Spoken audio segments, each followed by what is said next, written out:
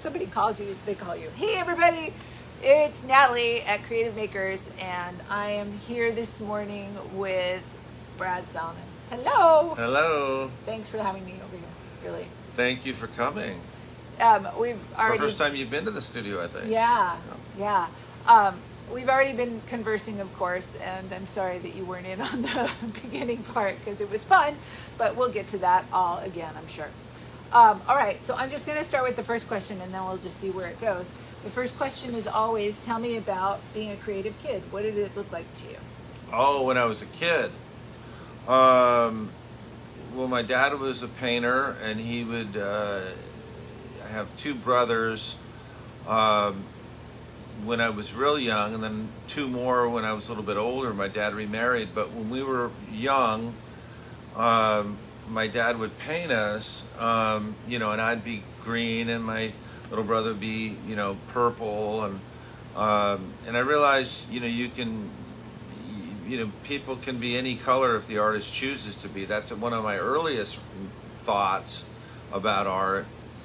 But I remember it was Halloween time, and we had a parade at kindergarten, and my mom, I was driving my mom crazy. I said, I'm bored, and she says, why don't you make something for the parade?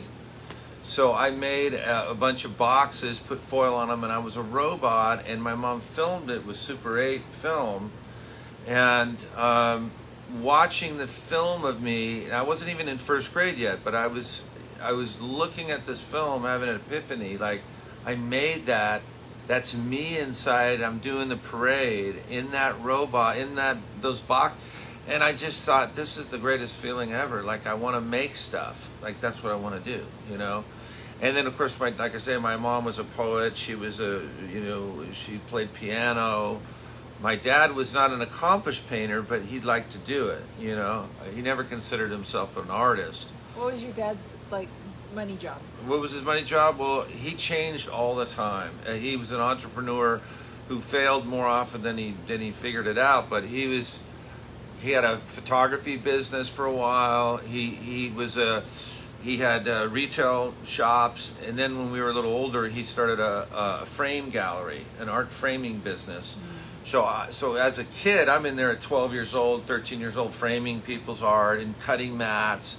And artists would come in who I really thought was great. If my dad thought that I liked them, if he noticed I was trying to talk to them, or when they left, I said something about their work, he goes, well, let me see if I can set up a lesson for you. Oh, that's and I'll so trade sweet. This guy framing. So he would put the invoice in the round file, and I would get a free lesson out of it. So that happened, many times, maybe 5 or 6 times, and then one particular artist I kind of clung to and took several lessons from him. And my dad, I would come back and did he give you anything really good? Because if not, then he's still paying the frame bill, Because it was like he wanted me to actually learn something, and it was wonderful that he did that. I certainly got a lot of insight that way. Who was that artist that you clung to? William Gilpin. He was a World War II veteran who duct taped his Purple Heart to the back of his Cadillac. And he said, you don't know how many times that got me laid, man. He was so proud of that. Cruising around with his Purple Heart. It was so crass, and he was a tacky guy, man. But he was a great draftsman. He really knew how to use charcoal. That was where I fell in love with charcoal, at 12, 13. That's all he used.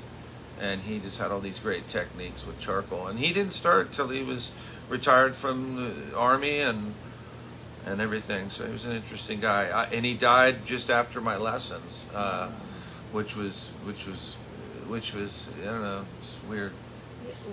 Well, he was there for a reason, apparently. He was there for a reason. One time he had sex with Rita Hayworth just before I got there. Oh my God. And he had her panties on the counter, and he goes, you want to see Rita Hayworth's panties? I'm like, I've heard of her. I mean, I'm 12. I'm like, sure, This is how he was. He was a crack up. I miss old Bill. Oh well. And what I want to know is, did he really have sex with Rita?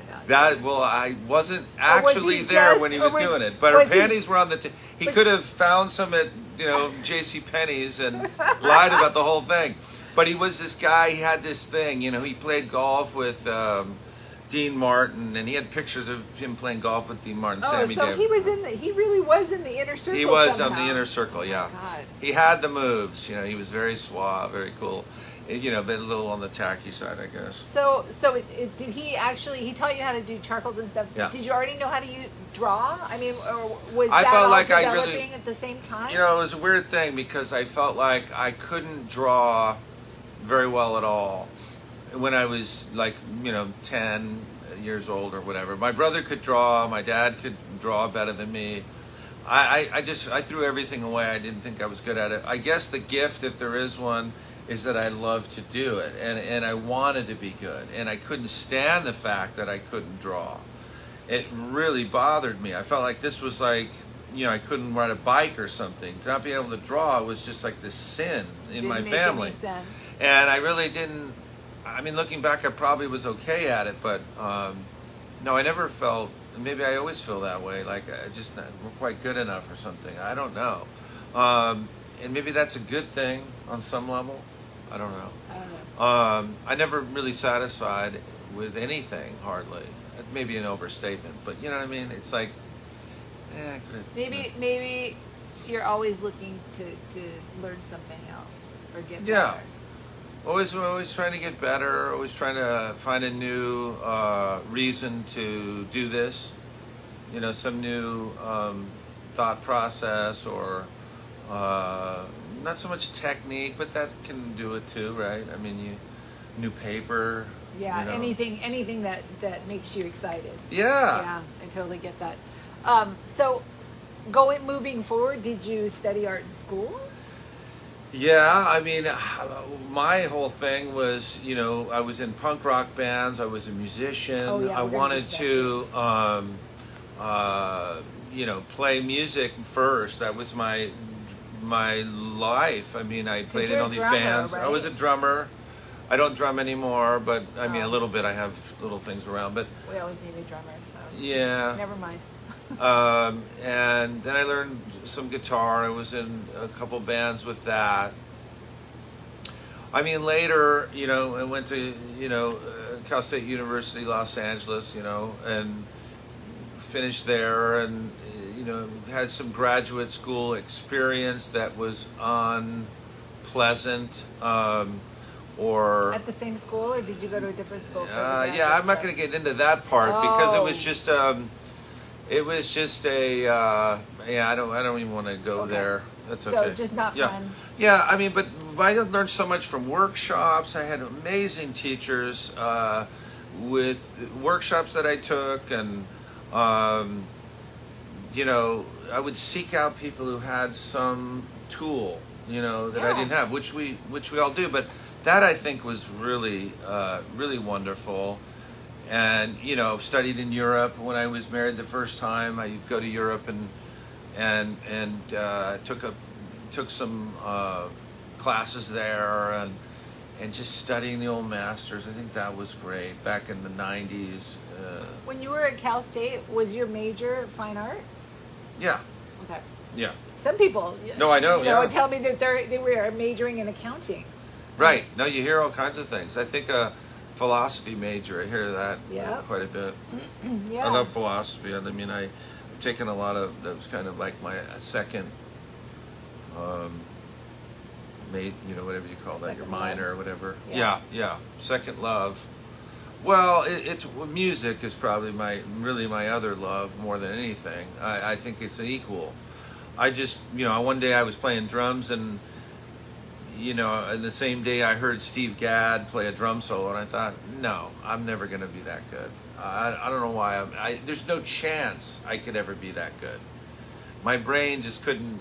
I got pretty good playing in bands, but I was never going to be a great drummer.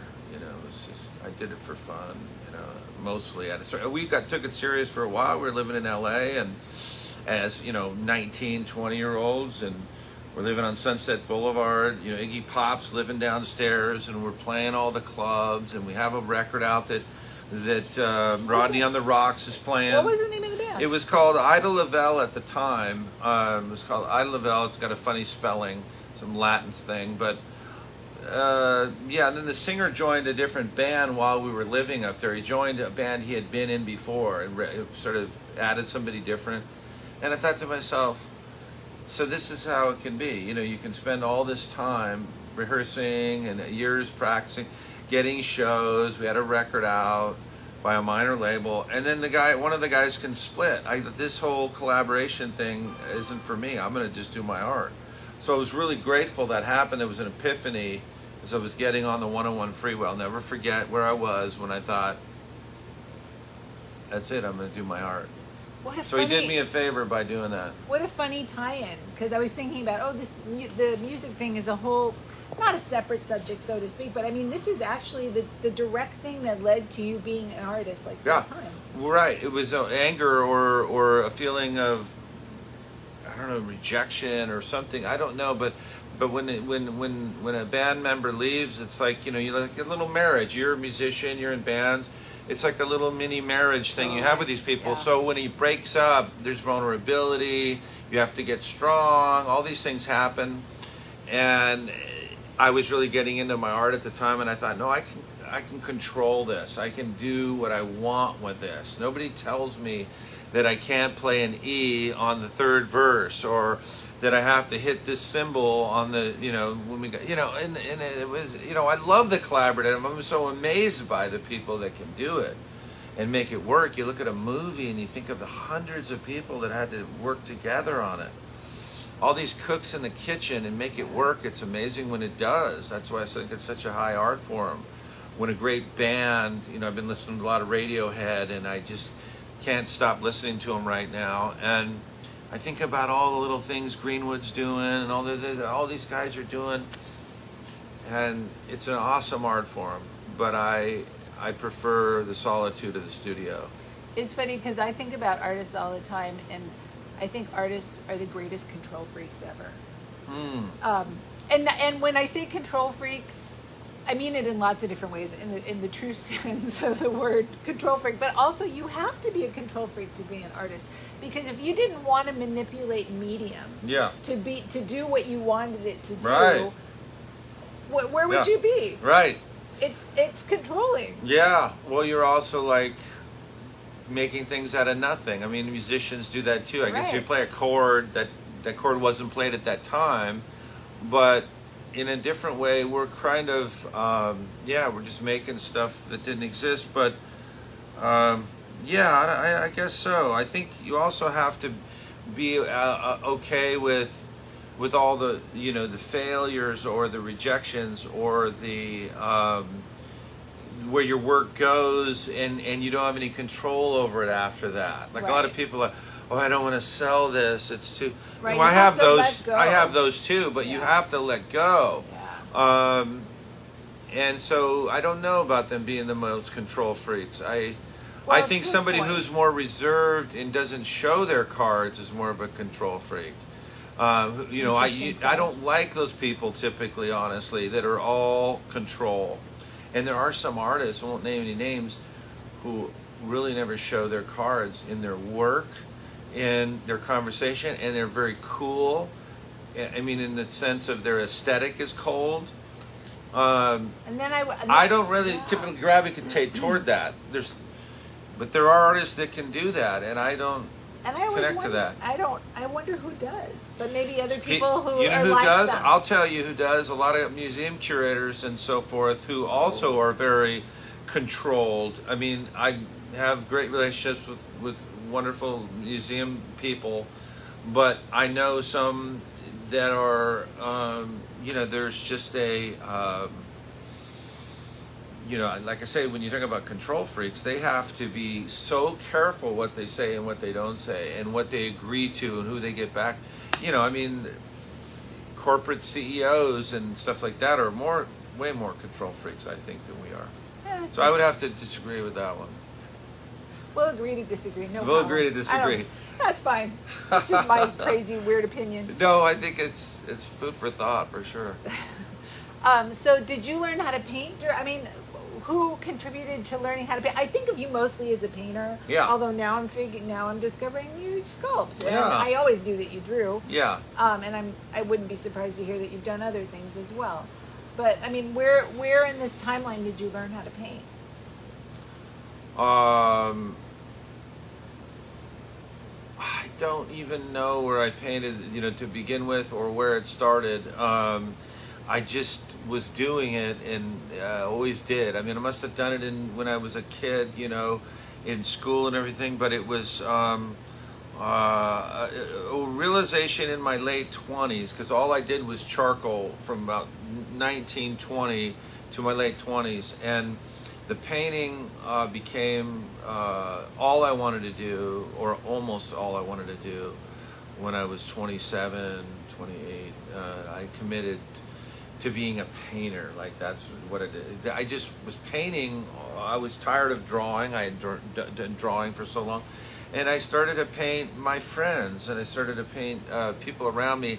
And it was something I fell in love with Alice Neal, Lucian Freud, Fairfield Porter, and I was just studying these people. I'd gone to Europe, like I said, and I came back. Now I'm kind of remembering what the process was. I went to Europe, I came back, I had studied Alice Neal and all these artists, and I just wanted to paint my friends, kind of like Alice felt like Alice did. She's always been kind of my hero.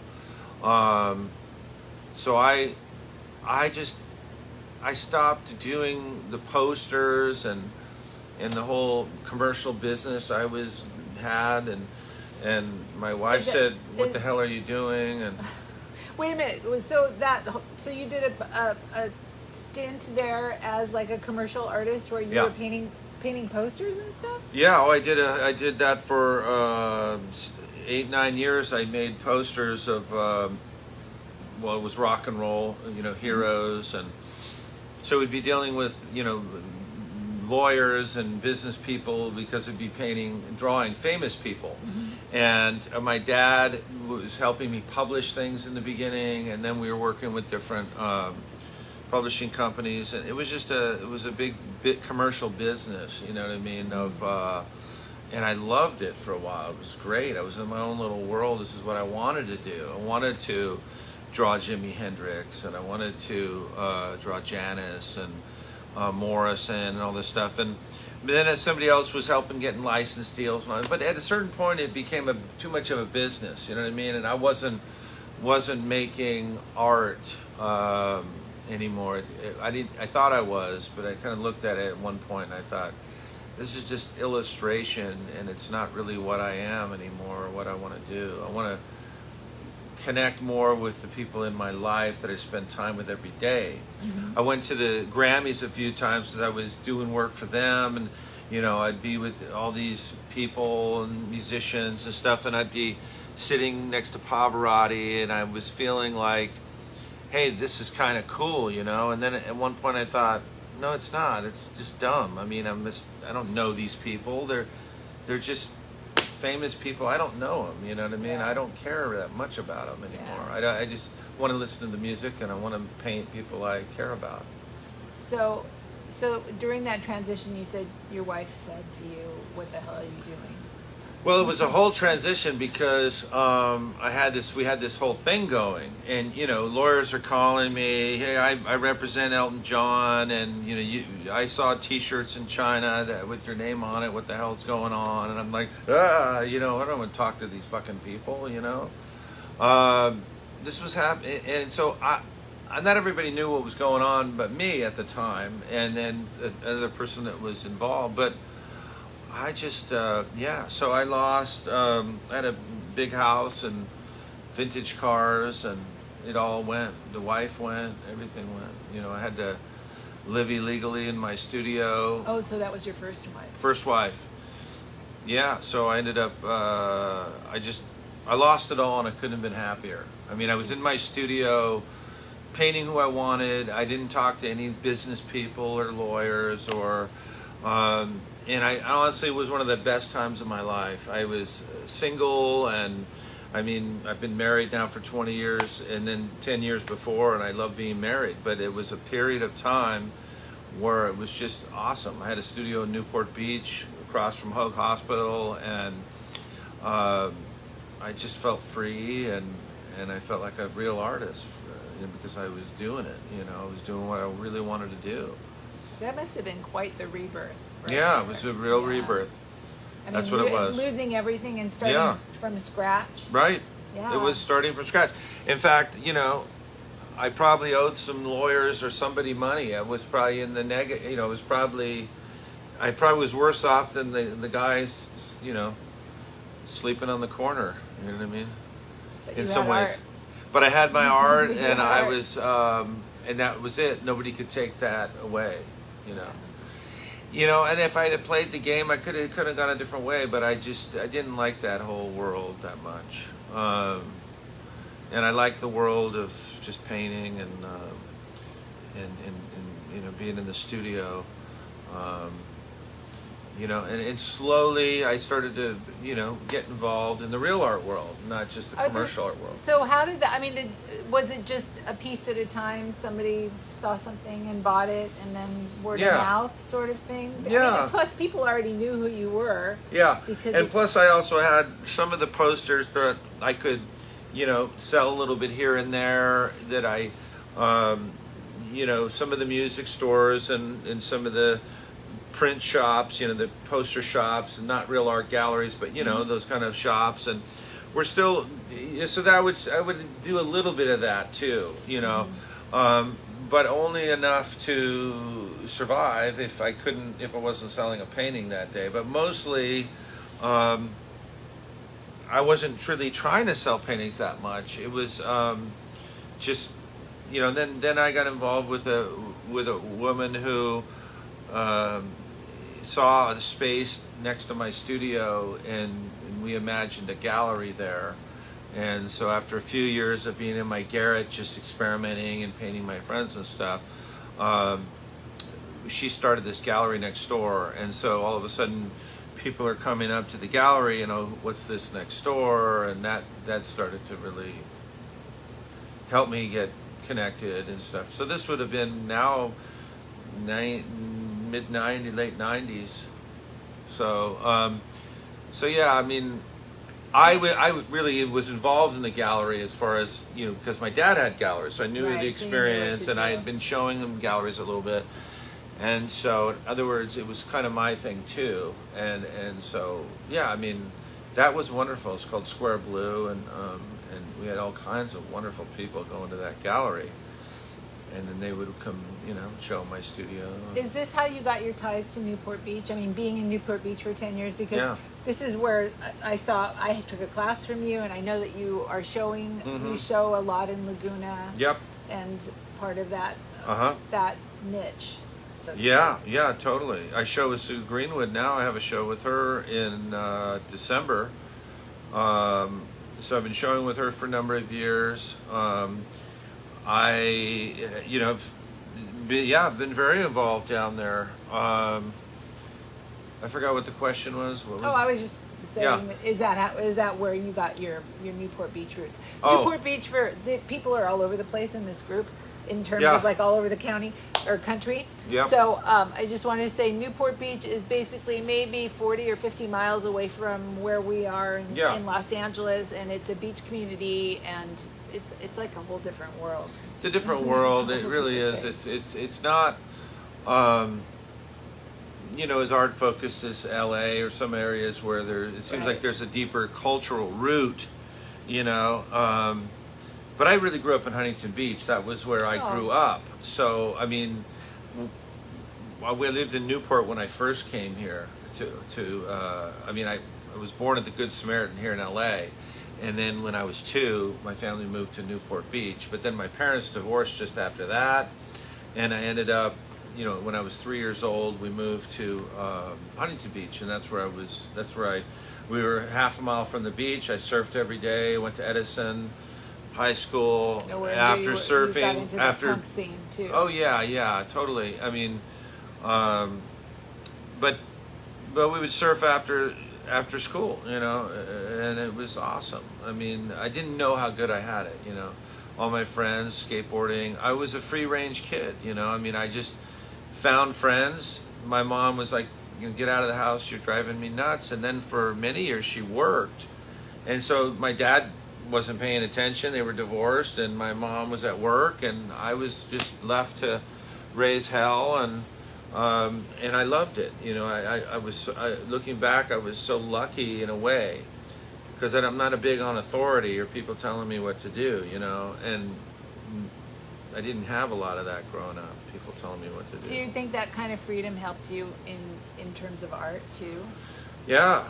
I mean, I ran it when I was 12 years old. I had a friend, Scott Richmond, and this was probably the most pivotal thing when I look back on it. It's only been recently I've realized it. When I was 12, I had a friend named Scott Richmond, and his dad was going to start a restaurant in Grand Lake, Colorado, and he told me that he could use some more help if I was interested in going. So I just got my stuff and I went one day. Wait a minute, you were 12? 12, yep. And you got your stuff together and you're going to go to Colorado. I went to Colorado. We drove in a long black Lincoln Continental all the way to Colorado. And your parents said okay. They didn't know. You just left? Just left. Oh my God, okay. My dad was never paying attention anyway, and my mom had 2 other sons, and she had all she could handle. So when I disappeared, they never tried to call me. That was an epiphany. Well, later, how would they call you though? There weren't any cell phones. Well, they knew who my friends were. They didn't, as far as I knew, and to this day, I don't think they made any effort to figure it out. Did you ask? No. Okay, just checking. Don't think I asked. I don't remember if checking. I asked. I don't think I asked. No, I never did. I mean, I was there for 3 months, and a lot of stuff happened. I had sex for the first time. I smoked weed. All this weird other stuff happened. It's too long to get into here. But when I came back, I'll never forget sitting in this green chair in our house, and I realized, this is a one-man deal. I mean, you have to watch out for yourself. Like, I almost got raped when I was there by a old gross man. And the bottom line was, I realized when I got home that, you got to look out for yourself. I mean, this is like it was a real awareness of self-reliance that I had to realize I had to have. You know what I mean? And I'll never forget that. Where other people probably figure there's always somebody who's going to catch me if I fall, or always somebody around. And maybe that's true. Maybe they will. But I think it's a gift in a way to know that you can count on yourself to do certain things, And no, I came back. My mom said, "Oh, hi," or something. You hungry? Went back to. Nobody said, "Where have you been? I missed you." Oh well, no, not really. What's not that I going remember. on? Not that I remember. Maybe they did, and that hurts my heart a little bit. Yeah. Well, I mean, I think I don't know that I was missed. I don't know. Maybe I was. Maybe I wasn't. But it was sort of a wonderful experience in many ways, because it was like I had total freedom as this kid. Thankfully, nothing really horrible happened, but I could tell things could easily have gone really bad. Yeah. And that's when you realize, okay, you got to watch out, man. There's some dangerous people out there. Yeah. The world can be a very dangerous place. This is a side note, and I don't know if you go down this road or not, but did you feel like you had, I don't know, guardian angels or something sort of guiding you or protecting you in some sort of way? Well, I feel like there's been some kind of other force, other dimension. I mean, all the scientists can't agree on anything about another, fifth dimension. I agree. No, I know. What I'm saying is, how do I know? All I can say is I intuit, or I feel like there's certainly another force. I don't know if it's all good or not, but I can't explain why I'm still here. I don't think there's a good, the odds are against it. I mean, I don't understand it, I don't either. I mean, Right. I'm not making a case for understanding it No. at all. I'm just wondering. I don't know why I'm here to begin with, and I don't know why I'm still here once I did begin. You know what I mean? Yeah. It's just it's so funny. I've had enough of these conversations with people that some people are just so clear. They get their signals are so clear. They're like, I got out of the car and I heard a voice say make a left, and I made a left, Wow. and it took me to wherever I was supposed to go, and I had this whole experience. And it is that. And I would just wondered if you had that sort of, I don't know. I don't think I have that. No, I don't know. Maybe sometimes I do. I'm guessing that you do, and that you just don't even know it. You just don't even call it anything other than I just had a different thought. Well, I mean, when you make a wrong turn and you call yourself an idiot or whatever, or you do something and you're talking to yourself, who are you talking to?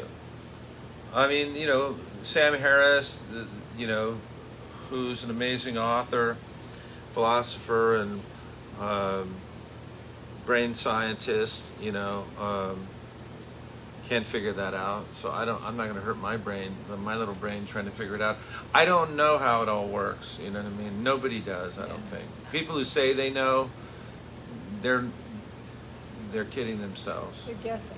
Yeah, they're guessing and going with it and believing it. That's all. The whole thing's a weird movie Yeah. that we're just playing in for a while. Tell me about teaching and Yeah. stuff.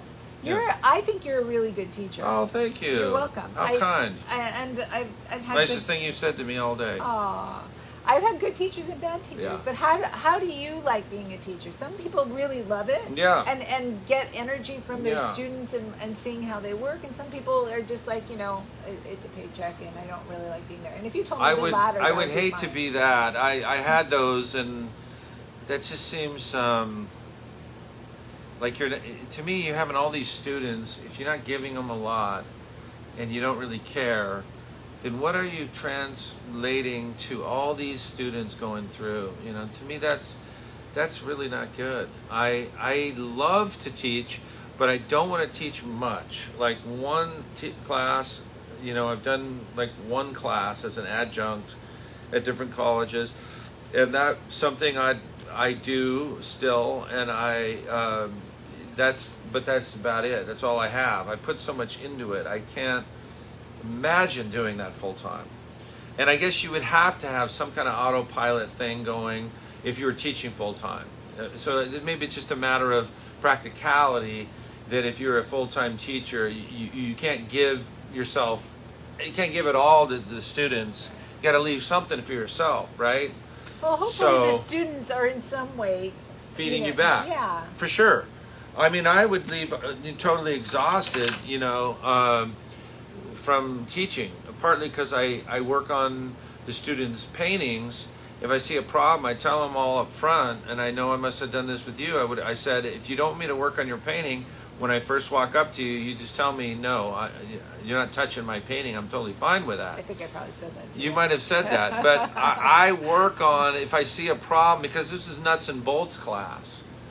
I was teaching practicalities of painting, And so if the arm is in the wrong, well, I don't understand what's wrong with it. I will fix it. Right. And that is exhausting, but I don't know how else to do it. And that's how I learned, by somebody taking the brush out of my hand and saying, this is what you do.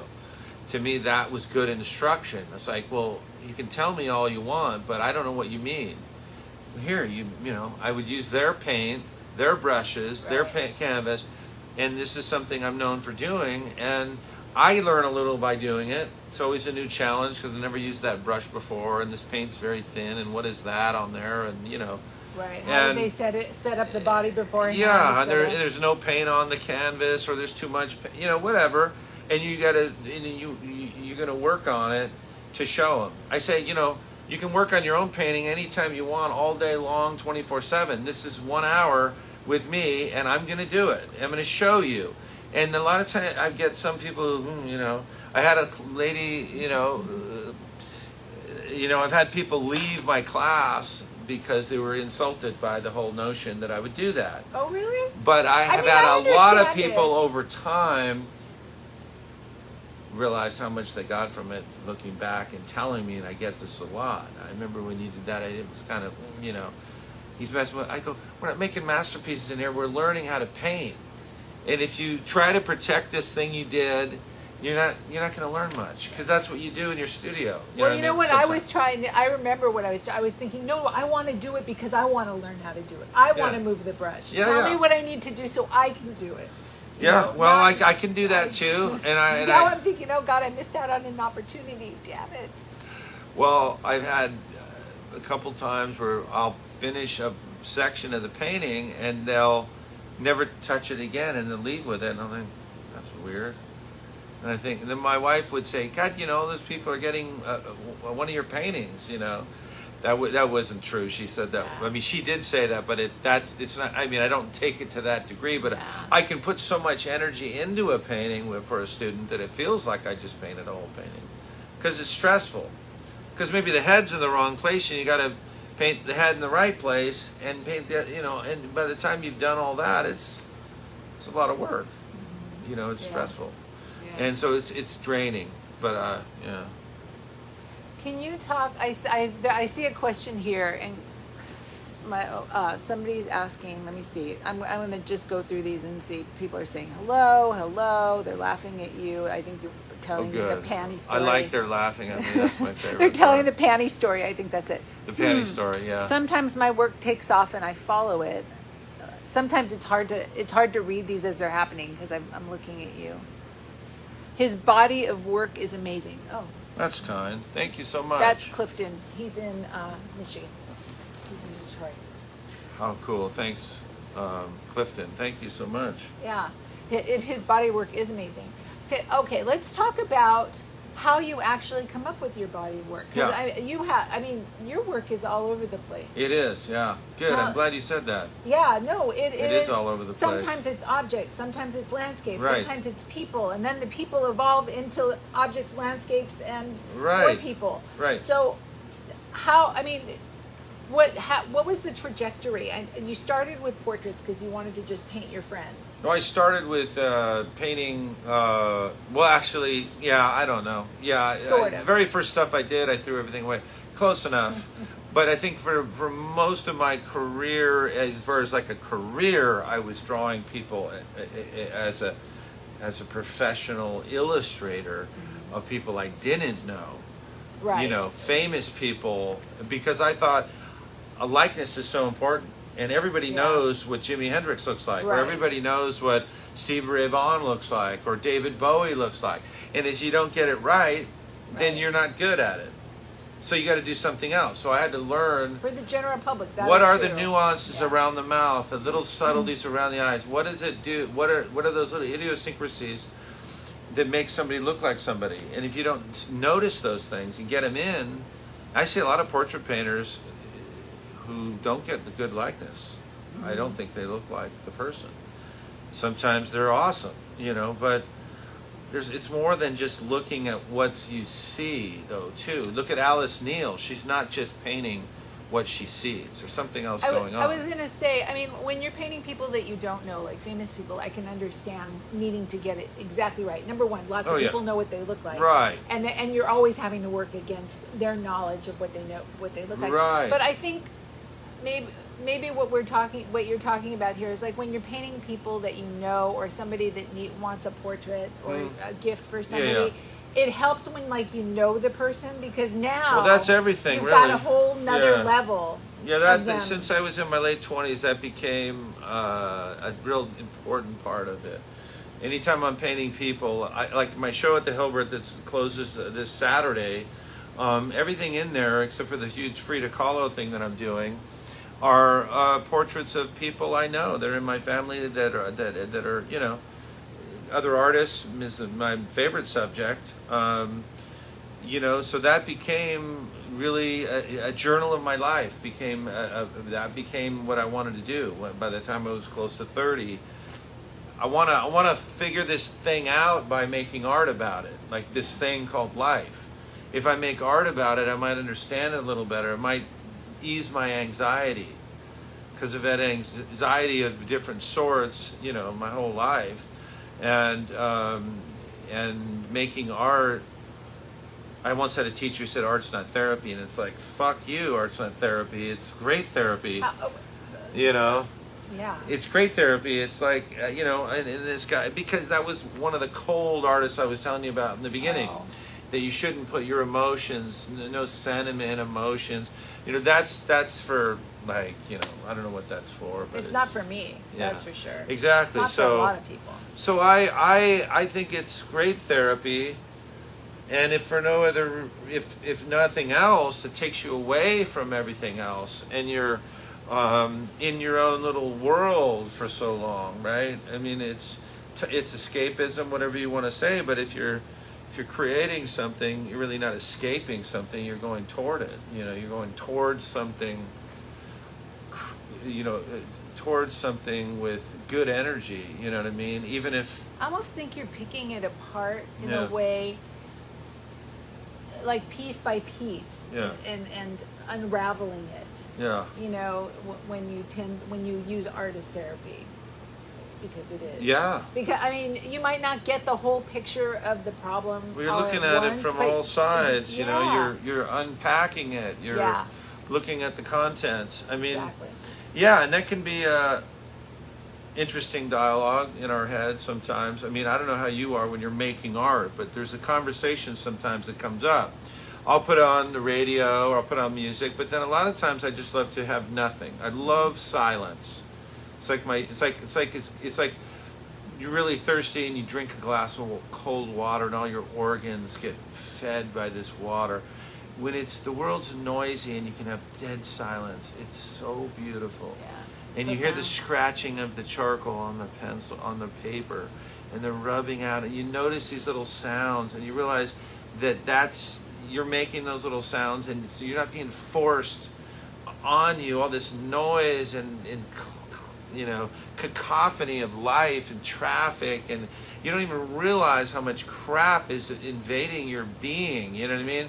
So when you can get those, I don't understand people who have the headphones on all day. Yeah. I don't understand that. I put in headphones. I love to, but I do it. Right. If that's their thing, God bless them. Go for it.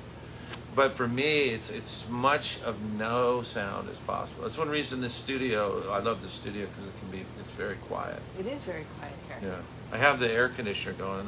But no, I mean, I love quiet. I love quiet. And I love to be alone. It's two things I love. Let's go back to your work. Yeah. Because we sort of veered off there. Yeah, sorry. So no, that's okay. So we were talking about portraits. Yeah. And we were talking just about how do you choose your subject Yeah. matter? How to choose is me. I mean, I'm sitting here talking to you, and I'm thinking I haven't painted you before, and you approached me and said, "Hey, I'm doing this thing, and would you, and I'm talking to you, and I like you, and I remember you from class, and so that's how it works. I mean, it's just people that I know that have come into my world. Some I proactively, but most of it is because I did a show with them, or I go to an opening, have a wonderful conversation with somebody at an event, at an exhibition. What I don't do, and I haven't done for many years, is there's a famous artist, and I want to paint him. You know what I mean? Like I had this experience with Don McCarty, who's become a really good friend over now 20 years, and he had a show at the Huntington Library. And David Hockney was there. So it was me, David Hockney, and Don McCarty. And I'm trying not to faint, because this was 20 years ago. Yeah. Or whatever. I was trying not to geek out. And we're just chit-chatting. And Don says, Bradford's a great painter. You should let him paint you sometime. And David's like, oh, yeah, sounds Sure. good.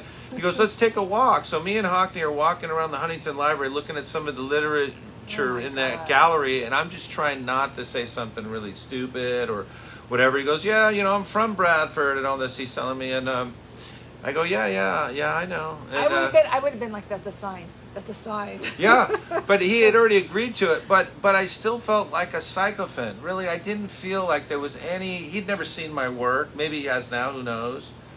But it didn't feel like I'm not going to chase David Hockney because he agreed to do it. This is not a friendship.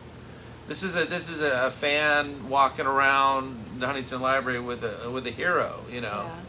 Did you get to paint him? No, No? because I haven't. Again, if I saw him again and he said, "Oh, I saw your work," it has to be reciprocal. Right. I already did that. Yeah. I painted Jimi Hendrix and Marilyn Monroe, and I got you, but that's all that is. That's all that is. If just because I met him, I met a lot of those guys at the Grammys. I still don't know them. Yeah. I don't know David Hockney. I mean, Yeah. to spend that little bit of time with him was awesome. But and I've run into him a bit here and there. But the moment he realizes what I do and appreciates it without somebody saying they need to, that would be my trigger right there. Then I would go, long and far to make that happen. Which, by the way, I want to just tell you, I'd sit for you anytime. Oh, wonderful. So whatever Good. you want, We'll do that's it. fine. But okay, and you had a whole series of like landscapes that you were doing, Yep. as if you were like, I don't know, in a watchtower, like looking over a little town. Yeah. That's what it You felt remember like those? to me. Oh yeah. How do you remember those? I see your work. Okay, I thanks. follow you. Wow, thanks. I care. Well, that's very kind. I think that was a period of work that I don't hear too much about from people because it was a little Well, it was window of time. That's all I did. It was definitely a landscapes. different tangent. Yeah, it was a total. It was all. That was a lot about tranquility, and I was doing meditating. I was doing yoga. I still do some of those things now, but there was allées. There was these French tree-lined streets. There was, but it was all very abstracted too. I mean, it wasn't realism, and those were a lot about sort of meditation. So I would look at those and I would feel just peace and calmness. They were about tranquility and calmness, which I needed in my life at that time. Like, something behind us is the opposite of that, right? This guy screaming some, existential, horror. This guy was beat 3 times a week for several years. I mean, that's a lot of beatings, by his father. And he just lived through this horror as a child, but he had such insight. He said, my dad was a great teacher. He taught me pain without reason, and that's the other side of it. You know what I mean? The landscapes were peace and quiet and calmness and tranquility, and then I'll go to something like this, talk about my multiple personalities or whatever. That's a good example of one to the other. I was going to say, because now we're not just looking at, I'm going to back up here a little bit just so the audience can sort of see the work that we're talking about. Here we go. So, I mean, now we're not just talking about a straight portrait. I mean, now you've got, it's like there's commentary. Yeah, there's a lot going on in this. About this person. Yeah. Do you want to talk a little bit about this, or maybe you don't? I don't know. No, I can talk about it. I'll stand up over here. Should we turn on another light so you can see it? Absolutely. Here, and while you do this, I put my neuroses in my work, especially my lino cuts. This is Georgia. She lives not very far from here. Art keeps me sane. Let's see. Terry says, this is how I got through COVID. I was isolated in the boonies and art was my best friend. It so enriches one's life. So, I mean, everybody's agreeing with you. Of course, art's therapy. Yeah, so I think so. I think it can be. Bukowski is just like my favorite writer. You sound like my husband. I've read almost everything he's done. I think as a poet, he might be my favorite as a poet. But I love the prose of the post office or whatever. But I mean, this has got a lot of things that don't relate directly to Bukowski necessarily. Move a little bit closer in. They're just something going through my day. You guys, you can't. I don't know if you can see, but I mean, there are words and small drawings and. Yeah, truth puzzles. tables. That's a truth table. That's a truth table? It's supposed to tell you the truth, right? People's butts. Find what you love and let it kill you. That's the title of this. You have to die a few times before you can really live. That's something I think about. He didn't want to be around people mostly. The more he This person that was beat 3 times a week by his he dad. didn't trust people or anything. So there's I can't say that I blame him. No. You know, some people never go crazy. What a truly horrible life they must lead. You know, he really showed what it was like to be human and the vulnerabilities, and he made himself the butt of the jokes. A lot of writers will make fun of their characters, and these characters suffer these horrible things. He's the one suffering almost all the calamities and hells, because he tells you what he's thinking and the torture that he goes through, and he talks about his bad life. When everyone's trying to tell you how great their life is, here was a guy telling you how bad his life was, which I thought was fascinating, especially because it was so funny. And we put a Bukowski image on the cover of our album that I did with a band called Homes of Bones in like 1990 something, 4. And I've got obsessed with him ever since. A friend of mine named Rich Bennett turned me on to Bukowski. So I mean, I get little things I find and just stuff out of my head. I took a quantitative reasoning class recently, or a couple years ago, and so I have those equations. I have a couple books of my notes from the class, and so I love numbers and in their abstract qualities. So sometimes there's formulas that should we sit back down? Yeah, sure. Now should I turn that other light out, or it's okay. You can leave keep it on? It's fine. Back down we go. Back down we go. Really great. Somebody loves that. That's awesome. So yeah, so you know, we were talking about therapy. This is a way to put it on. I have stacks of journals, you know, of writing and thoughts and everything. And one day during COVID, I realized, what if I put these and made this into a big piece instead of just in my journal with all this stuff writing over and everything else? Because that was my therapy, and I thought, well, if I do it bigger, maybe it's even better therapy. I don't know, but I just thought it might work, so I started drawing these other artists. Catherine Rouen was one of the first ones I did on paper, on multiple sheets of paper, and she's a wonderful drawer and artist, and I thought, I want to draw a drawer, you know, so that was kind of a trigger. And yeah, so that's how those started. I just took my journal stuff and put it on in a bigger format. And what I had was paper. I didn't have a huge canvas, so I just nailed up a bunch of paper sections next to each other to make a big grid. And I liked the way the grid looked, and the fight between the seams, like to draw with all these seams and little nails sticking out. Somehow I liked that. And now I'm working on the wood, because you can see through it to the wood. This is wood. Yeah, this is birch. See the grain? So that's part of it now, and I may do quadrants of the wood, but I'm enjoying working on the wood. I like the wood because, for one reason, I can erase into it, not to take away a mistake, but to make a pattern. You know, like, see these here? Yeah. That's cutting into it with my eraser. And you know, if that was on canvas, I wouldn't be able to do that. I have some work at the show right now on canvas, and you can't really, once you put charcoal into the fibers of a raw canvas, you can't pull it back out. Not raw canvas. You could do it if you gessoed it a lot. It would be different. But on this, it's a really nice erase move that I like.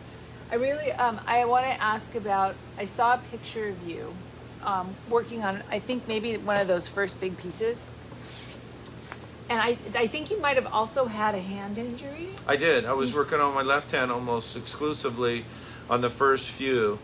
Something I just have enjoyed doing, you know, working with my left hand, because it doesn't. One thing I think is a problem with school or with being taught is you're drumming out some of your idiosyncrasies. So what is it about Natalie that makes you you? And if somebody says, don't do that, pretty soon the Natalie's gone. Right. And you're that person. You're the teacher now. Yeah. You're doing his stuff. You know, so this is a problem. One reason I didn't go back to school till later, and why I couldn't deal with a lot of it, because I was afraid of losing my own voice and hearing somebody saying that's wrong, or hearing somebody saying, that's not the way, I hate that idea. And so we have to retain this sort of who we are. I forget how we started the Left hand. left hand. So I would use my left because I couldn't control it. It didn't have any training.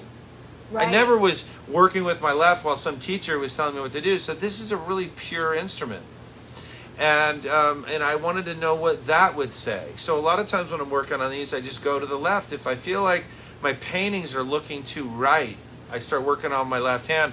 I don't want them to look so facile. It's something I see all over Instagram and everything. Everybody who can, drawing good is great. Nothing wrong with that. But I don't see a lot of the artist in a lot of it. I see a lot of training and draftsmanship.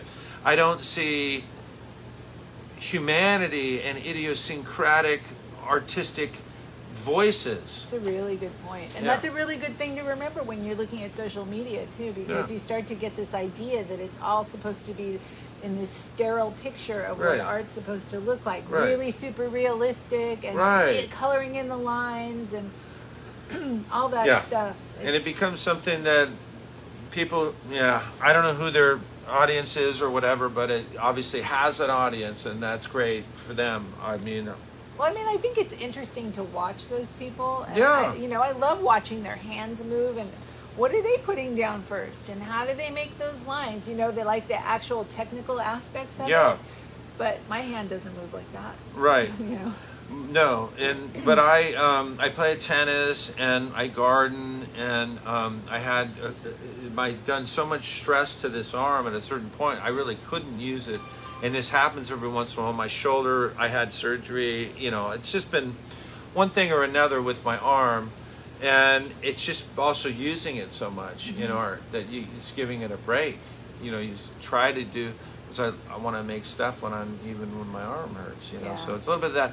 But I also I would paint people under a tree where the light is flickering.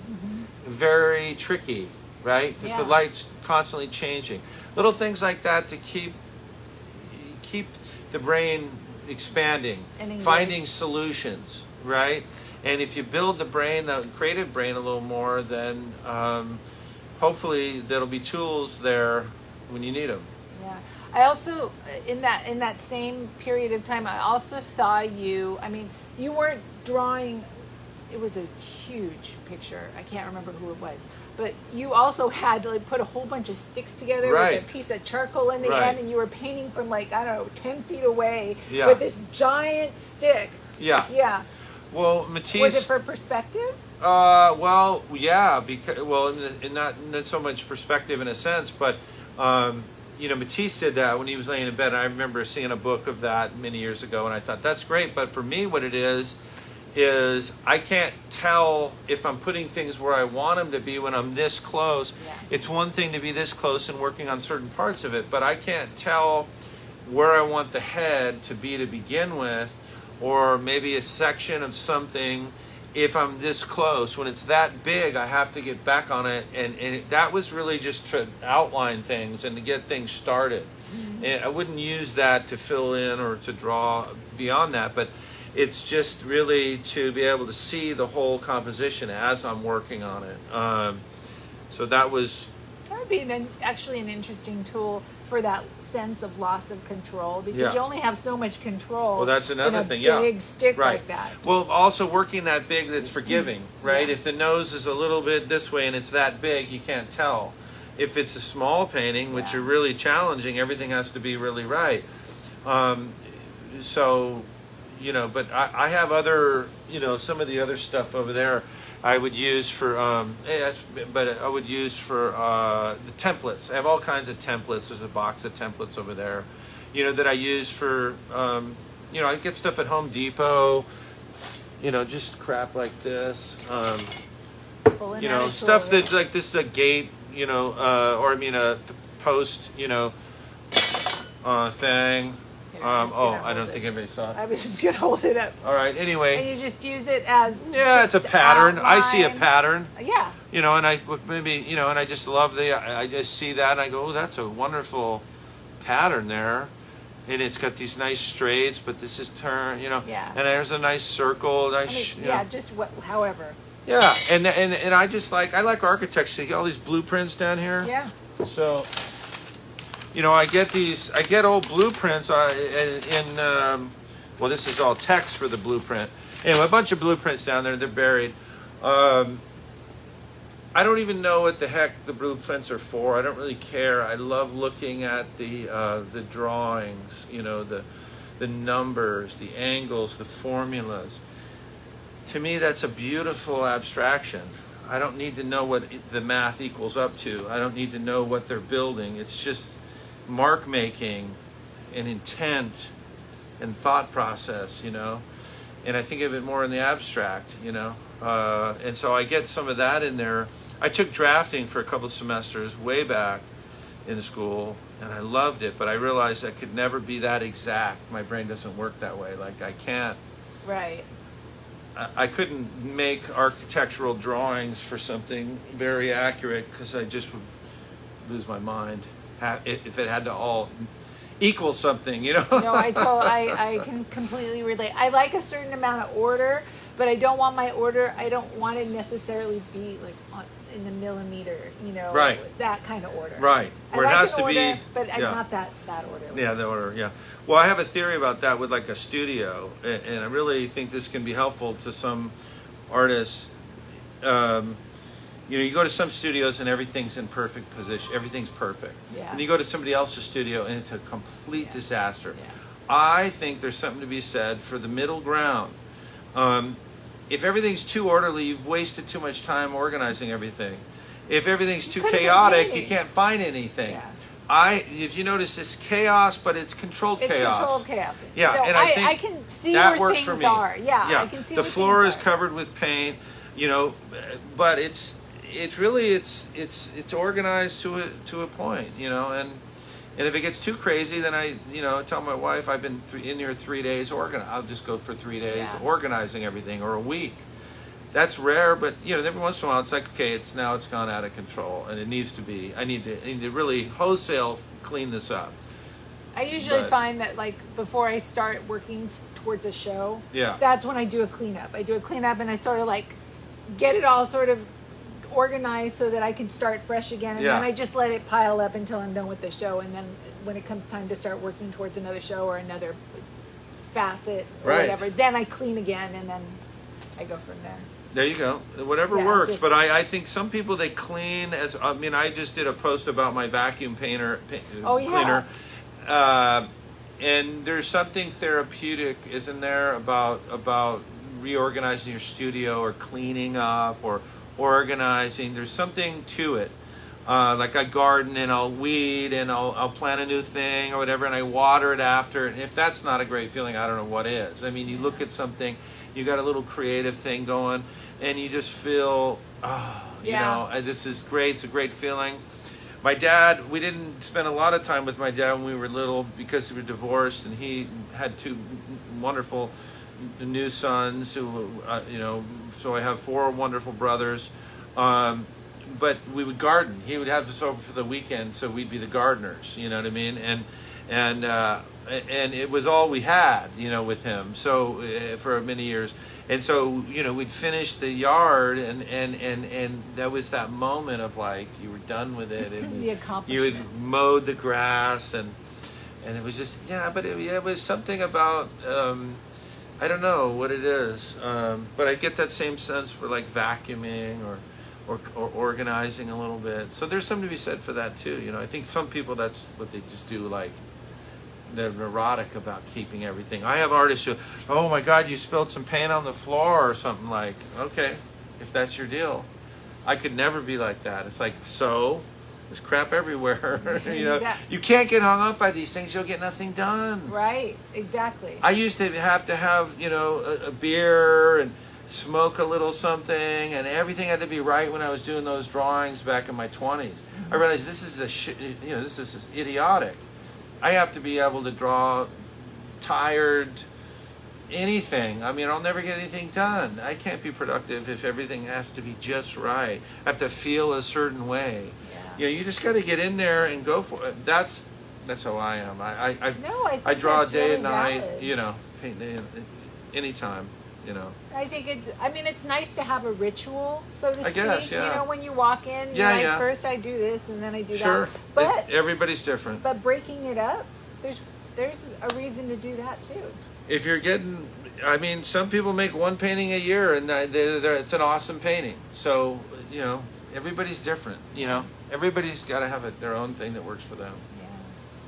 Let's see. Does anybody asking anything I should be checking in here? Got all really great people just chiming in and out. They're in and out watching. That's good. When you're working, like, how do you know when a painting's done? Mm-hmm. How do you what gauges your what makes you satisfied? I think there's different. I remember one time I was painting a friend, Gordon McClellan, in his studio, and I was painting him from life, and a coffee. I knocked over a coffee as I went to get my brush, and after cleaning up the mess, I looked at the painting and I thought, I'm so glad that happened, because I would have overworked this thing. And this sort of serendipitous stuff happens sometimes. Somebody will call. I forgot to turn my phone off when I'm working. Somebody will call me, and I'll take this, and then I'll look at the painting. I'll go, man, it's done.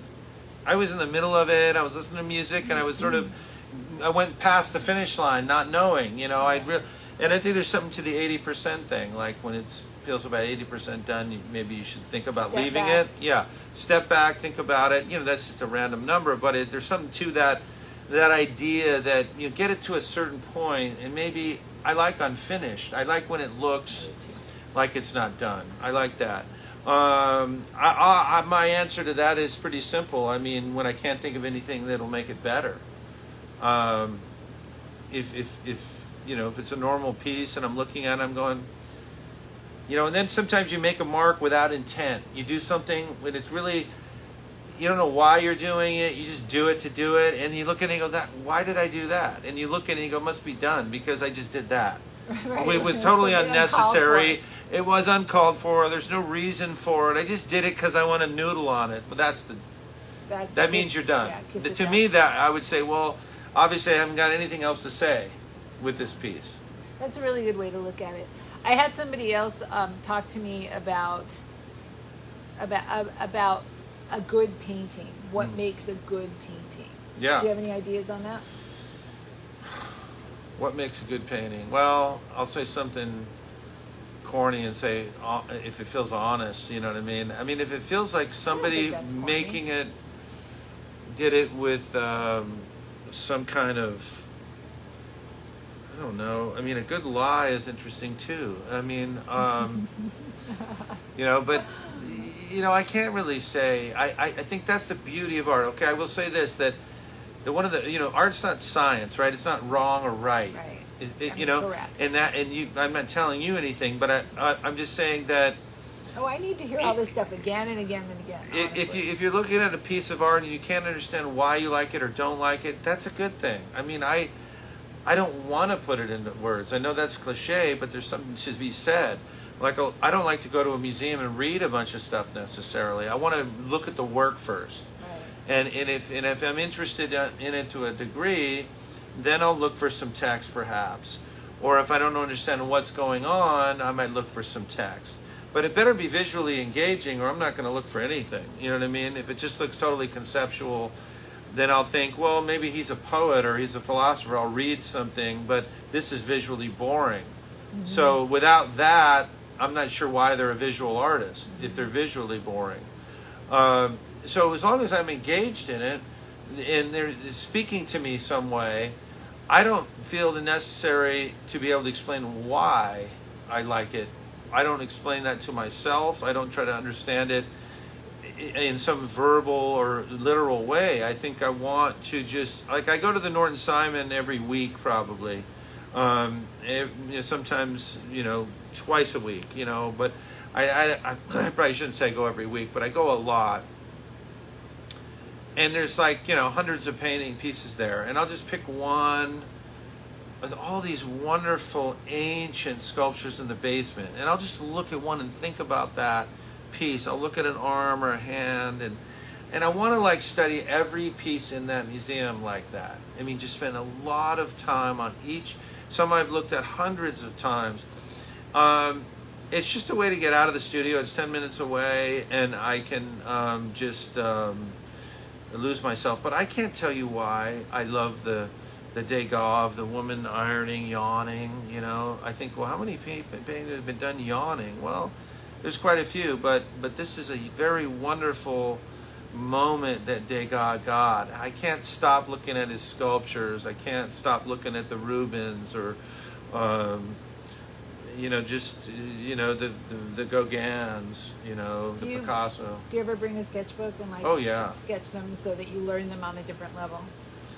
I've been sketching a lot Degas nudes. I do a lot of nude drawing, have models come over, and it's a way to keep my drawing skills up. So when I don't have that, I'll go to the Norton Simon, or I'll go to wherever they have sculpture, and I love to draw sculpture. That's the three-dimensional quality of it, and turning that into a two-dimensional surface with sketching is a wonderful transformation. I feel like I'm offering something. If I sketch a painting or sketch a drawing, that doesn't do much for me these days. But when I sketch a sculpture, and I can walk around it and sketch it in 3 different angles or 4 different angles, and really study it from every angle, look down and up on it.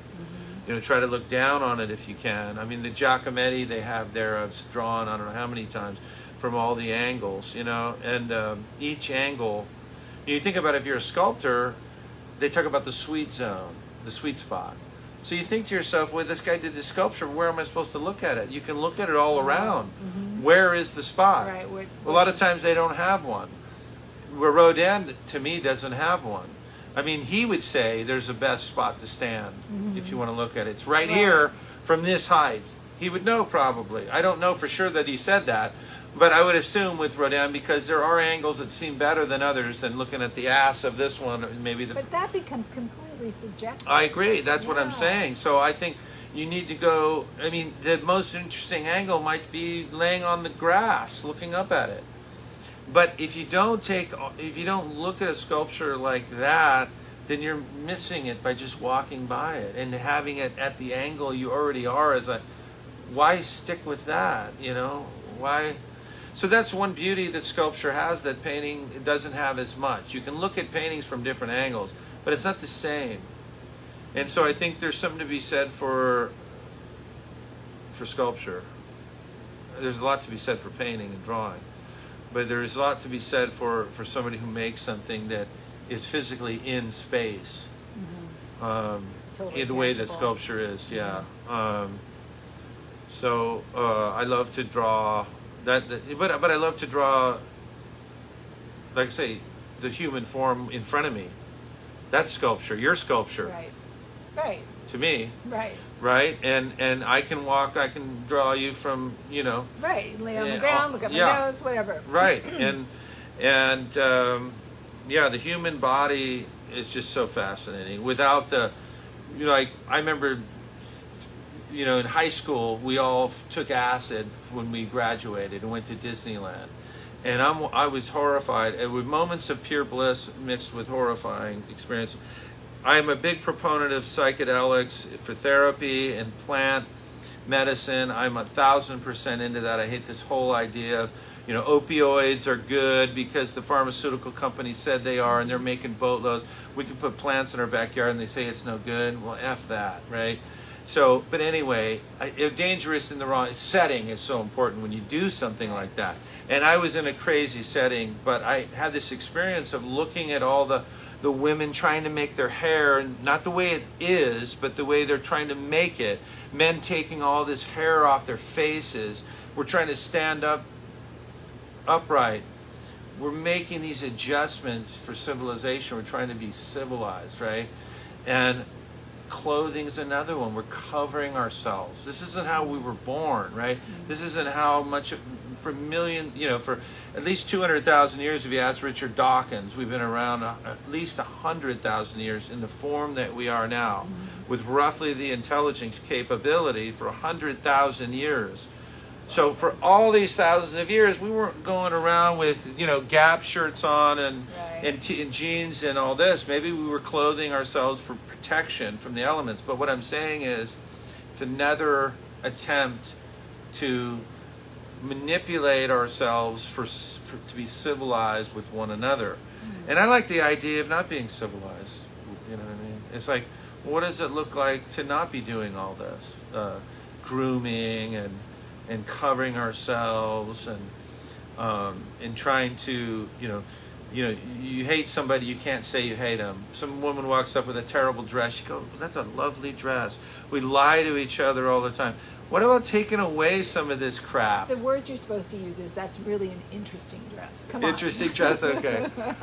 But, I mean, we're all actors, we're acting, we're covering ourselves, we're grooming, we're doing all this stuff that is not really who we are. How can we, so it's a weird world, man. We're living in a weird movie.